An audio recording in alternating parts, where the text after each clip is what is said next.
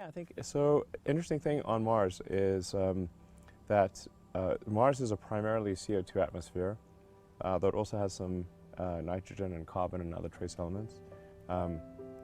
Nitrogen and argon, I should say, in addition to primarily CO2.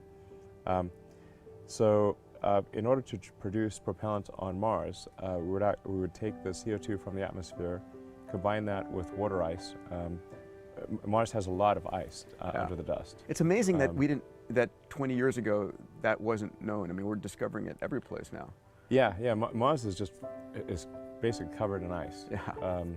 It's just got dust too, so it's hard to see the ice under the dust. But I believe if you warmed Mars up, you'd have an ocean with an average depth I think of almost a mile or something like that. Wow. On the northern part of the planet.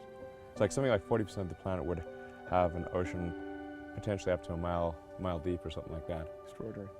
Like a big. It wouldn't be like just a little lake or something like that. So. So you take the water ice, H2O, and you combine that with the CO2 in the atmosphere. Use something like this Bardier process where you run it over a ruthenium catalyst, and you get basically methane. Yeah, you get methane. You get CH4 and O2 oxygen, and that's actually why we designed the Starship to use methane oxygen.